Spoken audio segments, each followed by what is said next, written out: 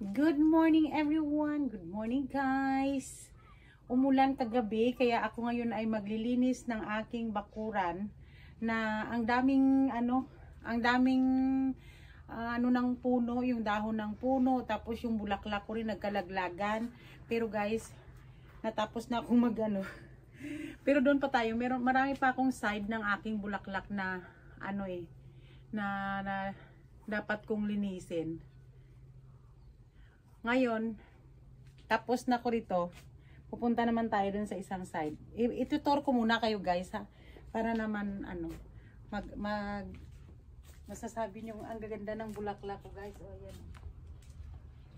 Ang dami kong bulaklak. Ayan po ang aking bulaklak dito sa aking garden. Tapos meron pa ako rito.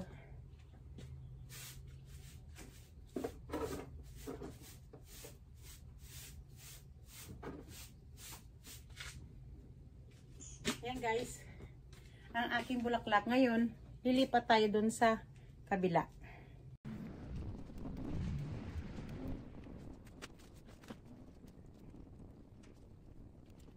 Good morning.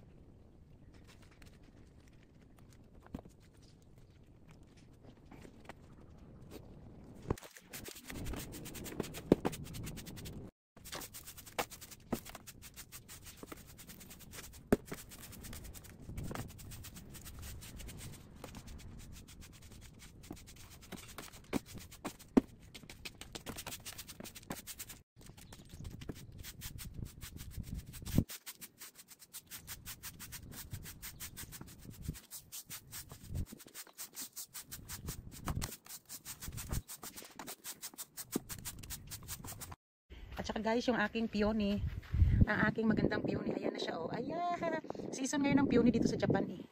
Ayan po. Tapos, ito naman yung aking patatas. Ayan po ang aking patatas. Yan. Tapos doon sa dulo guys, ay ang aking broccoli, cauliflower, at saka cabbage. Ito naman yung aking pichay. Ayan po. Di ba nakakatuwa? Na kapag may tinanim ka talaga ay meron kang ha-harvestin. Ayan. Andito ko naman na side guys ay pa lang to. Kakatanim pa lang kasi kaya maliliit pa sila. Ang dami kong tanim na mga gulay ngayong taon na to kasi nga ang mamahal ng guys ng gulay pag sa supermarket. Talagang grabe ang mahal ng mga bilihin ngayon dito sa Japan.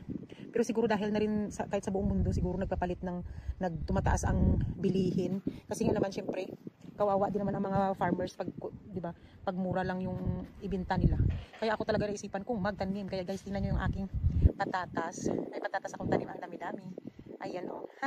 Tapos, andito naman ay ang aking ano ba tawag dito? Sibuyas. Ayan po ang aking sibuyas. Ang laki-laki ng sibuyas guys. Nag-mix ang aking sibuyas kasi nga, alam mo ba yung nung bumili kasi ako nito, nakakatuwa. Kasi bumili ako ng 50% off. Kasi pag nagluma na konti, binibinta kasi nilang 50% off, 30% off, ganyan. Ako ginawa ko kasi gusto ko nga maraming itanim. Sana, ang nangyari sa 50% off, ang binili ko ng mga binhi, mga ganito. Ang nangyari guys, ko parang kalahati lang rin ang nabuhay. Kaya sabi ko, natuwa ako sa sarili ko. Sabi ko kasi, yan kasi sa panghihinayang na palagi iniisip ang mura-mura. Ang nangyari, 50% lang rin ang tumubo. Tonto ito. Ito naman guys, ay ang aking tanim na, ano ba to? Broccoli ko yan, ang aking broccoli. Ayan po siya. Ay, hindi pala. Ang aking broccoli guys. Di ba nakakatuwa na, ano ba to? Ayan po ang aking broccoli. Ay, ito, maunang maani to. Ay, bakit nagkaroon na ito ng sangat? Ayan guys, oh. Tapos, ang pinakagusto ko rito isang aking, guys, cauliflower. Ayan, oh. Ay, di ba nakakatuwa? Ganito po ang itsura ng aking garden pag nasa labas. Ay, pag nandito na side, oh.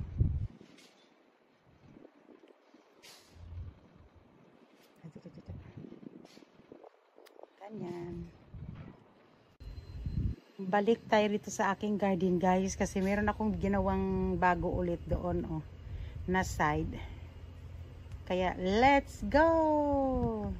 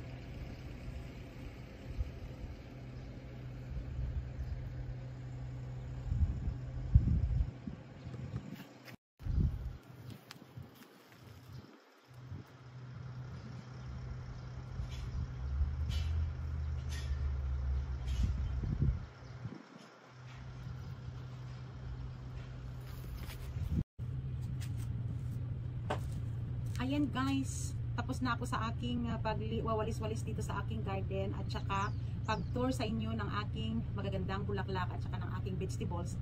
Pasensya na at maingay dun sa kabila kasi mayroong construction doon banda, mayroon din ditong construction, iwan ko anong nangyayari.